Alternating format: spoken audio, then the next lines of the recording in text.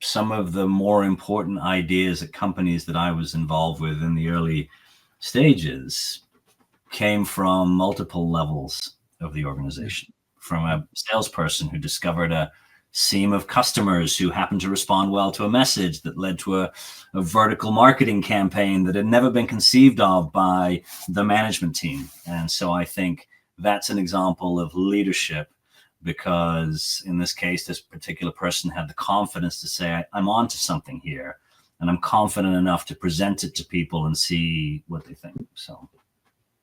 Yeah, I learned recently through a great organization called Leader Factor that there are 4 stages of psychological safety, and that the leader versus manager not only inspires confidence, but they are open to challenges to the existing way businesses run, the systems and procedure. And I've learned that leadership is not just, are people willing to follow, while managers are more likely to be inspectors of and supporters of existing teams. The leaders inspire for change to happen with people willingly wanting to do it, willingly wanting to follow them. And there's a marked contrast between under the thumb of a manager versus wanting to follow and make big impact with discretionary effort unnecessarily provided because they want to do it. So it's a big distinction for me, at least. You said it better than I did, Benoit. No. I think about that all the time. I'll tell you a quick story. I just had a remarkable meeting with a partner of a very successful company who said, I don't get it. I support my teams. I train them. I set clear expectations of where to go. I give them ample time to stretch their wings and ultimately for them to succeed. But invariably, he said with a lot of exasperation, this was Monday, with a lot of exasperation, they keep botching it up. They are screwing it up so much so that I'm back involved in cleaning up the mess, and clients and expectations are completely trashed. I said, oh, that is very frustrating. And so I said, so you give them enough training to do the job and then some? Yes. You give them enough compensation and time to be able to experiment? Yes. You give them real world, not just simulated work to be able to deliver? Yes. Then I said, may I ask, what happens when they fail? Because I heard something very important. And he said, I go in and clean up the mess.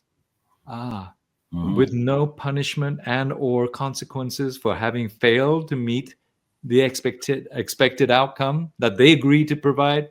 He hung his head and said, I see where you're getting at. Right? Yeah. He was enabling. Yes. He was enabling a culture of incompetence, and that it was okay because Big Daddy was going to come in and clean up for them. Yep. Look, I often went into company. I was never the person who came up with an idea. I'm not technical at all. Never have been. I mean, you see me in board meetings. You know, it's lucky if I can read the PDF. But I've often found that I would enter a company and there would be a founder who would be brilliant technically, very good in front of the customer. And the biggest problem to solve was, how do you pull that founder out of every meeting that is happening in the company? How do you pull that founder out of every customer engagement? How do you essentially take all the good stuff from that founder's brain about the things that, you know, the offering can do, the problems it can solve for the customer, and how do you put it in someone like me, who's not a brilliant founder? And I think that's, you know, again, for your audience, maybe there are some, you know, founder leaders, right, who are at the sharp end of most of the customer engagements and most of the great early revenue wins. And that's amazing. But if you can't transition to the point where there are sales suddenly that are happening that he or she has never touched, then you will remain an awesome founder of a small early stage company.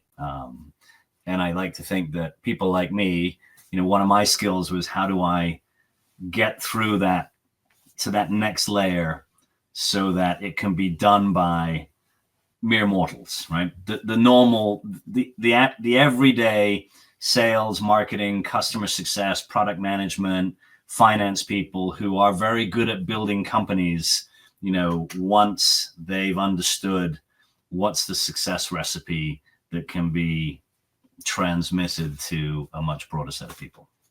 It's very hard to do because your value is tied to being not just critical to revenue and product, but your value is tied to feeling important and needed. Yes. That your ability to make impact is based on people coming to the know-it-all, yeah, and having them feel obligated to pay homage to the great guru on the hill. Yeah. It's hard. It's hard to get out of that mode. It's very hard. And also because what salesperson doesn't want to take the best person to their client? What client isn't flattered by having the founder of a company spend special time with them? And so it is there. It's not a breaking, it's a teasing apart of that so that you can save that founder for the largest opportunities, the most important meetings on the product. And that is, again, for your audience, that's a way to think of, maturation in the company. And you can even sort of assign goals to it. I shouldn't be on, and, we know we have solved a problem when I'm no longer in any first meetings with a client. Yes. I know that the next stage is I'm not involved in any sales that aren't above, this size or this level of complexity. I mean, those are ways that you can track progress in an organization. Agreed. I've even got to the point that I've said, if you were to dissect your calendar and color code it between customer facing, you see with it, meetings with the internal staff, partnerships, whatever it is, and then say, where do I want the company to be in? And what do my colors and the allocations of those blocks need to be over time? Then not only make it intentional, but review it in the rearward weekly. Did I do what I planned to do? And allocate my time to getting myself out of being the hub in the spoke wheel, to being completely out of the hub and spoke. No, I think that's very good advice. I like that. I had to do this. I was the idiot, being the know-it-all, just kissing my biceps saying, yeah, I'm important. I was the idiot who thought the world revolved around me, until I realized I was choking people to death and not allowing them to grow. I had to make mistakes, right? Yeah. And so you can feel this. My questions come about because I made all those mistakes. Yeah. And including, I came up with, so how come we have better sales when I sell it? We seem to be able to do better. How come nobody else does it?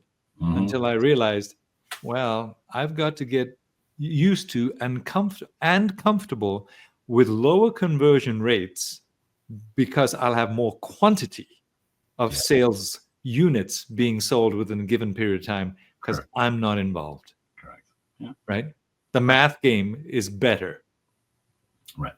So it's a hard thing to do. And so tell me this, as you look at the multiple businesses that grew, what are some things to keep an eye out for beyond the topics we talked about, as our first-time founders are listening intently, picking up, little gems here and there. Did you look back and say, what are some things, or maybe the three biggest issues that you kept coming up against, things of that sort, with maybe some illustrations or color that you can provide? So sure, yeah. So I think, well, sort of three learnings in almost in sequence for me.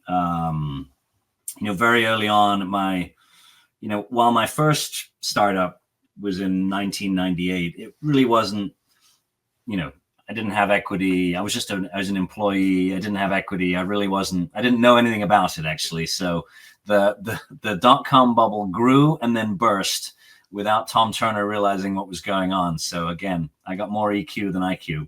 So I went to the next one in 2001 after the bubble had burst, and everybody was fleeing startups, and I decided I'd go to one, and of course found out that the product was delayed, we'd run out of money, it was all the disasters. Anyway, the thing that I learned early is that you have to understand your ecosystem, because you can get so very focused on what's right for you. And by you, I mean, it can mean the company that you represent, the solution that you own as a product manager, or the job that you're doing. And I remember learning a chastening lesson at actually the very first company, because we helped secure Oracle databases and PeopleSoft systems, which were horribly insecure, it turned out, in the late 90s.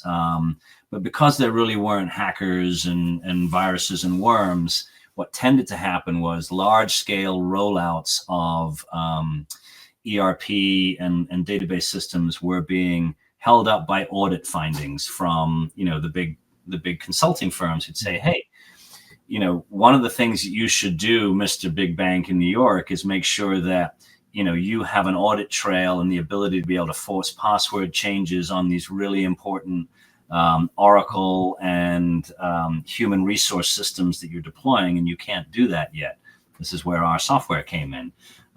So I designed a software campaign, a marketing campaign, all about people's frustration level with PeopleSoft security or Oracle security, and it had wonderful art of a frustrated administrator who can't get his job done because his rollout has been delayed, and went to a large PeopleSoft trade show in San Francisco, and our booth was really busy, because our title across our booth was "Frustrated by PeopleSoft Security."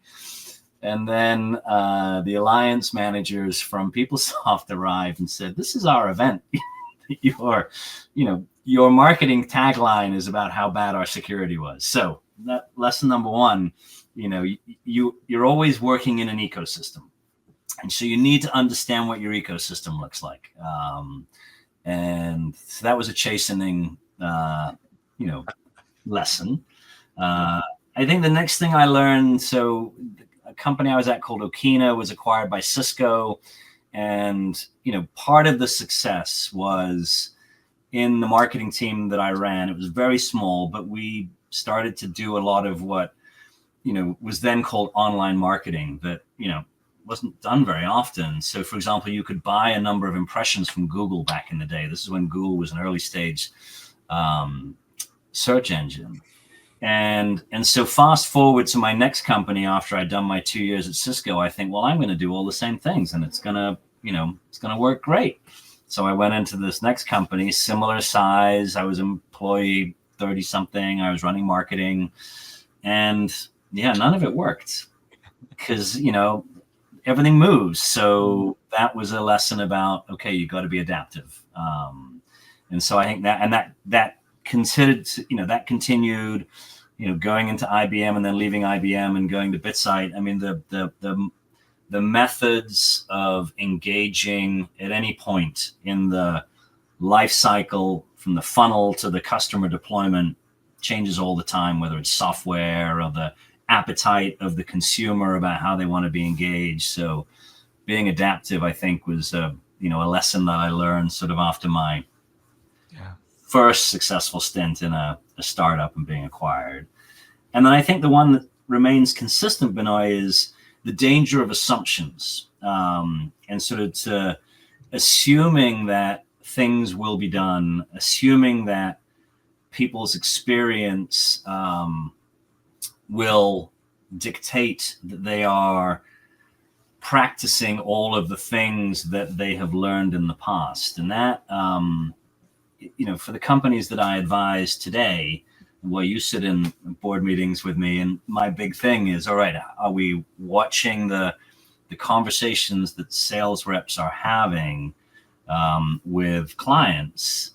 And that comes from a very hard-earned history of always assuming that because we were hiring people with experience from companies whose brands we recognized, or with a track record of success, that they would already be practicing the things that, we would expect them to in terms of consistency, message refinement, better engagement with clients.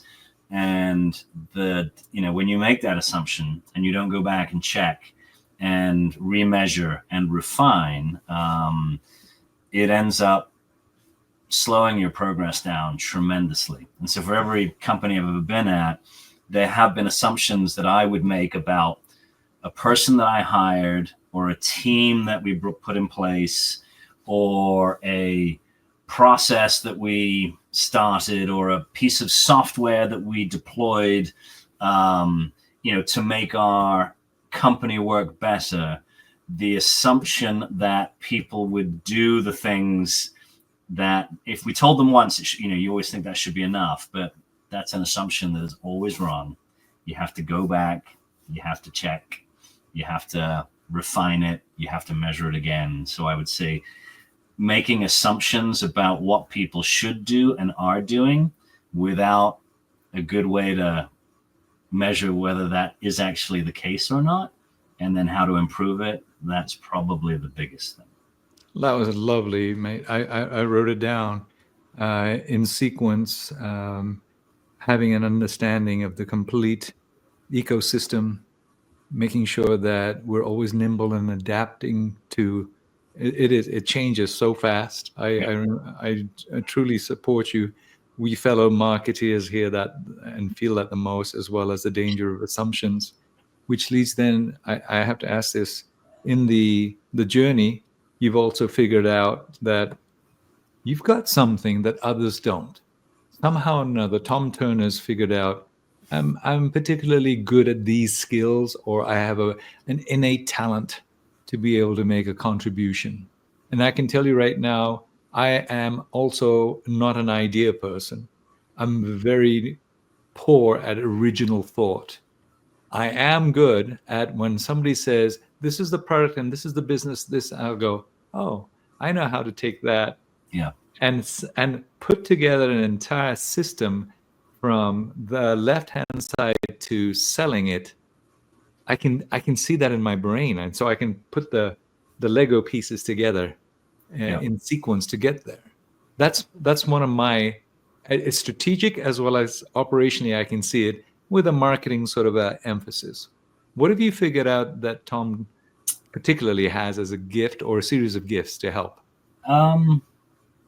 So it is nice to have the benefit of hindsight. And I realized that I entered cybersecurity was extremely technical world in the late 90s.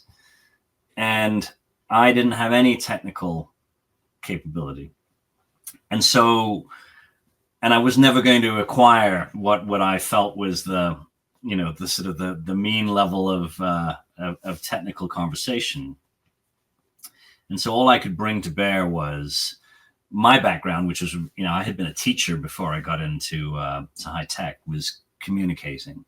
And it turns out that there was a really important communication gap between people who made interesting technology that solved a security problem and an audience that didn't know they had a problem in the first place.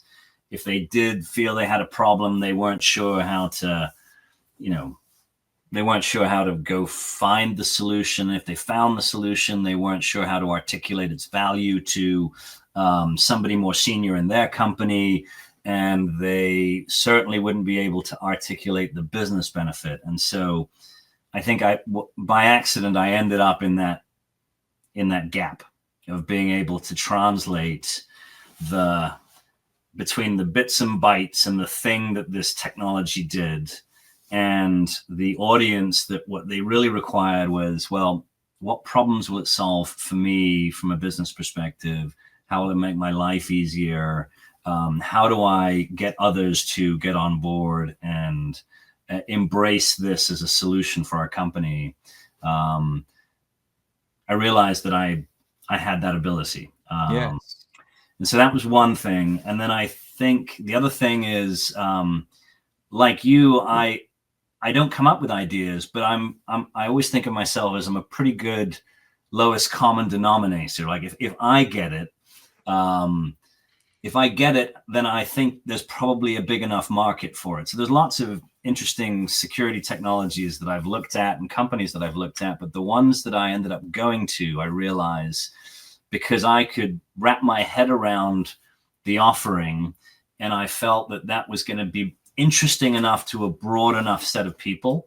And, so I realized that I sort of have that. I can spot an idea that is, if it's well articulated, that'll have broad appeal. And then I think we've talked, the other piece is that, everyone talks about chief revenue officers now. Yeah. And a lot of that's just a title, right? It means you're head of sales, but a true chief revenue officer actually does and should sit above sales, marketing, customer success, partnerships. That was actually my career history, going marketing into sales, into channels, into business development. And so being able to stitch those four worlds together, and make my teams work together, I think that was a skill that was rare at the time. There are more and more people, true chief revenue officers,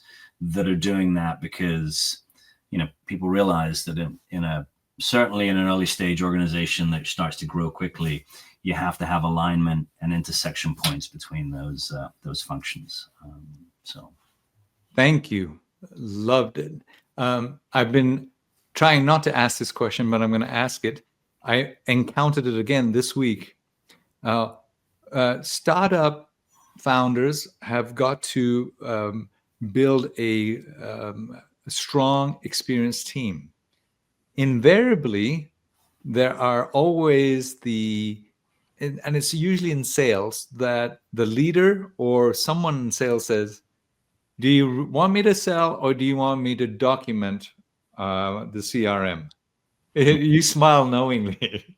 What advice would you give to a CEO, a founder, on how to help the revenue chief understand the need for such, not compliance, but adherence, maybe, right? yeah, It's an age-old topic, so I'm going to bring it up because it's a good one. Yeah.